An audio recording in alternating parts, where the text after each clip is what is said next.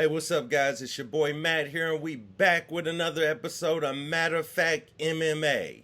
So we're coming fresh off of UFC Jacksonville, where in the main event, Ilia Topuria defeated Josh Emmett. Josh Emmett took that L. Uh, you know, Man went all the way. The 5 rounds went to a decision. Uh, Good fight in the sense of you really got to see what Ilia Topuria is really made of, or at least his skill set. I'm not going to say what he was really made of because he wasn't necessarily pushed by Josh Emmett, but Topuria got in there, did his thing as everyone expected him to do, show that he definitely is on the way to being a championship caliber fighter. Frankly, I believe that he already is.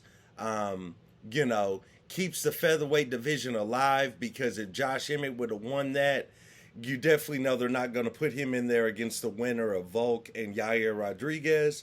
So it was good to see Topuria go out there, get his win, kind of get his spot. I will say, I know there's been a lot of rumblings of this. Please, UFC. Good Lord, the UFC, bro. I don't know who really runs it at the top because I'm not even sure it's Dana. But they make such bad decisions. Please do not sign Max Holloway versus Ilia Topuria. Just keep Max Holloway separate. He can go beat up the Korean Zombie real quick. Send him on about his way. Kind of put him on ice. I don't know why y'all want to put the man in the 155-pound division, which is what everybody's been saying for the last 5 years. Send the man up to 155. But nah, they ain't going to do that because now Volk, he got to go get his 155 belt, City Kickboxing just be ruining everybody's show. But nevertheless, UFC, please don't sign Max Holloway versus Ilia Topuria. Keep Max Holloway fighting Korean Zombie. After you beat the Korean Zombie, go chill for about 6 to 8, 9 months. By that point, we might have had a clearer vision of the division to see what to do with Max Holloway or send him up to 155.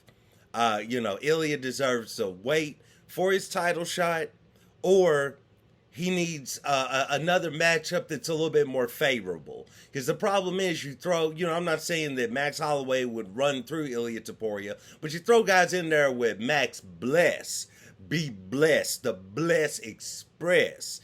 You put people in there with Max Holloway and, bruh, people just look bad. I mean, he's got the toughest chin in the world. He's long. He's rangy. He does people dirty, bro. So, again, UFC, keep him apart. We not, not that we don't want to see that fight, but keep him apart before you mess up Ilia's run to the title. That's what everybody's looking for. We need new, fresh challengers for the 145-pound championship. So don't mess it up. UFC, Dana, Hunter Campbell, whoever does it, don't mess it up. Anyway, moving on. In the co-main event, how about Maycee, that dog Barber? Who told you that Maycee got that dog in her? It was me. I told you Maycee got that dog in her, bruh. Maycee Barber goes out there against Amanda Ribas. And I mean, just kind of like how we all figured, Amanda Ribas definitely, she's got that, I would say technically she's the more skilled fighter, right? But Maycee Barber's a dog, bruh.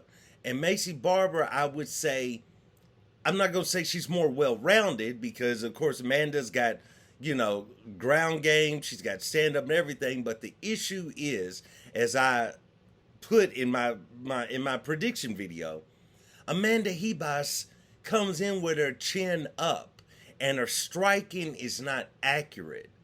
And so by her striking not being accurate, yeah, she's out there throwing volume. She's throwing all these punches, but the punches either aren't landing or they're landing in strange areas on the face and head that aren't going to rock anybody or put a person down. They can stifle somebody, but you can slow someone down with that volume. But it's not the same. Plus, she strikes with her chin in the air. And I knew Maycee was going to eventually catch her the way she comes in striking like that. And that's exactly what happened. So shout out to Maycee Barber. I think she's on a 4-fight win streak now. It's good to see. I'm not sure what's going to happen in the rematch between Valentina, for the title. But it's good to see new blood getting in there, getting at the top, buying for Alexa Grasso's championship, coming in there wanting to make a name. So it's good to see that. We have to see what happens in the rematch between Valentina and Alexa Grasso to see what's going to happen. I don't know if I'm not saying that Maycee Barber has done enough to get a title shot. So, she's not in the same situation as Topuria. So Maycee might have to wait a little while. You might have to sit down somewhere, girl. But at the same time, though, it was good to see her go out there, get a good solid win. As always, she's cringe as F on the mic. I don't know why Maycee Barber. I think part of people not really liking Maycee Barber a ton is she is so cringe on the mic. Like when they give her a mic, she never says what should be said. You know what I mean? Like Maycee gets on that one time she gets on the mic, she's talking about children being stolen and kidnapped or something, or child slavery. I don't know what she was talking about. And it's like, Maycee, chill, bro. We trying to see who you want to fight next. And then even when she tries to deliver a call out, it's always weird. You could tell she's just an awkward girl. You could tell she's been in the gym since she was 19 years old and ain't been out on a crazy night. She ain't, I mean, like, I don't know, something about, I'm not saying she ain't did a lot of stuff, but you can just tell, bro, she just, she ain't been out there on a wild drunken night on a 3-day bender, coming back, had a good time, ready to get back into the gym. You can tell she just been in the gym. And I don't know, man, just when she talks, she's just always off. She always says the wrong thing. She just, a lot of these fighters, bro, it's almost like how it is in pro wrestling. Some of these fighters need like a manager to speak for them. That way that manager can sell them. Because some of them, they just are so out of touch with what to say, what to do in these interviews that it's just cringe as F. It's just like, bro, Maycee, hush up. Like, let DC cut the promo for you, because this is terrible. But nevertheless, good to see her go out there and get that big win. That was cool. Let me check my notes. Of course, you got Austin Lane, Justin Tafa. I mean, bro, it was just something about that fight. I just had a feeling as they was walking out that fight wasn't going to go on. And or it was going to be some sort of trickery that was going to happen. I just knew. And also, I like the Tafa brothers, but there's something a little bit wonky about them, The same way with kind of like Mark Hunt. Like some of those type of guys, there's something a little bit off about them, you know what I'm saying? So it's like you never really know what they thinking, what they're gonna do. There was something about that body language. I knew Tafa wasn't gonna continue. Not saying that he couldn't. I mean, the man, he got finger effed by Austin's finger in the eye. So I mean, it's like, bruh, he wasn't gonna do a whole lot. But it is what it is. How about David Onama? In my preview, I told y'all, Gabriel Santos probably should win. Probably is the guy that most people would pick to win. But I said if David Onama lands one of them things, one of them tongs, he throws one of them lunchbox fists at you. You know what I'm saying? He's out here with fists made of Jenga blocks and just boop. And man, I'm telling you, bro. So good on David Onama. It was good to see him get that big win. You could tell he really felt that. DC had to sun him for cursing on ABC. It was great, So it was good to see him go out there and get that devastating knockout. Brandon Allen doing Brandon Allen things. Good to see him go out there and just finish Bruno Silva. Neil Magny, he goes out there, he does his thing. Pretty much a boring fight. Wasn't too good, It was pretty much a regular Neil Magny fight. You were almost kind of waiting on Phil Rowe to kind of do something, because that's the way Neil Magny's going to fight you. Neil Magny ain't tripping. I mean, it's rare that he truly gets emotional. Every now and then, I've seen guys that seem like they kind of piss Neil Magny off, and then he might go in there and do a little bit of work a little bit faster. But he's not a guy that's looking to finish you for the most part, unless the finish truly presents itself. So you was kind of waiting on, Fresh Prince to go out there and really do something. And I don't know what was going on with him. It was almost like I know he wasn't. It was almost like he gassed out early. I don't know what was going on. I don't know if he had too much respect for Neil Magny. I don't know what was going on. He didn't really seem to fight like himself. Tabitha Ricci goes out there, gets a shocking win over Jillian Robertson. I actually thought Jillian Robinson was going to work her. That's what I thought. But Tabitha Ricci definitely has really been, she's been doing her thing here lately.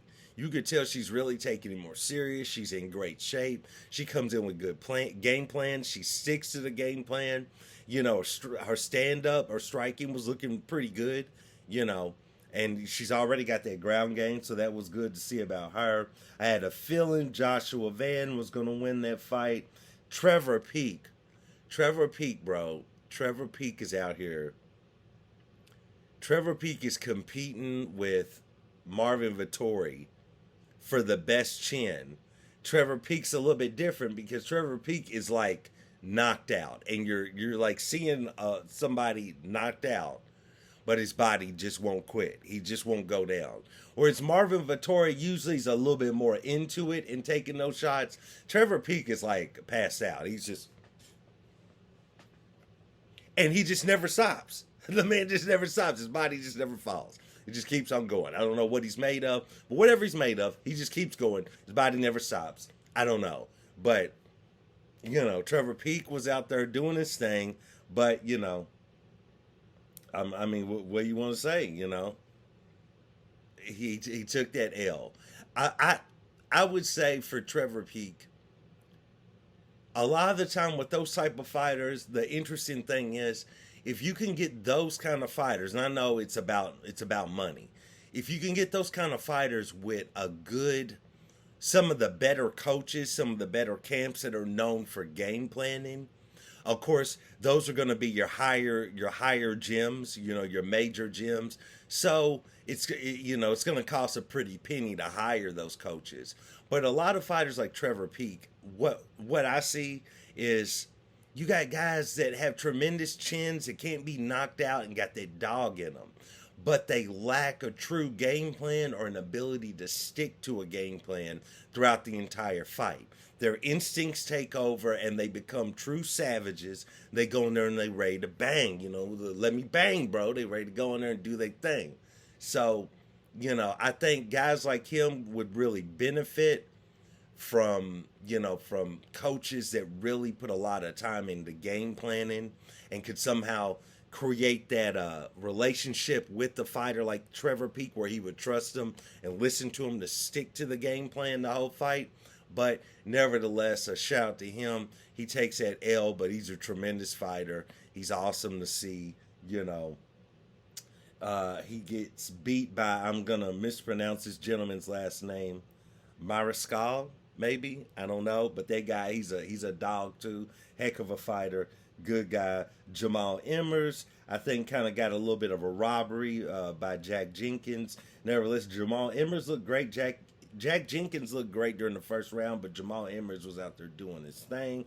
And then last thing I'll talk about, Cedricus Dumas went out there and showed everybody he can be a D1 Dumas. Not really. His wrestling wasn't that good. But it was good to see him kind of advance to the next level. He already had at least wild, flashy striking. Now we see him go out there and develop a little bit of grappling, so he was able to survive. It's always good for young fighters to give their future opponents that look. If everybody's getting ready to go in there and fight Dumas, and they're sitting there thinking, oh, this guy's just a flashy stand-up guy, we don't have to worry about that. Now they know, okay, this guy's really developing a ground game. We're going to have to retool whatever game plan we were going to have for him. So it's good to see those young guys go out there and do that.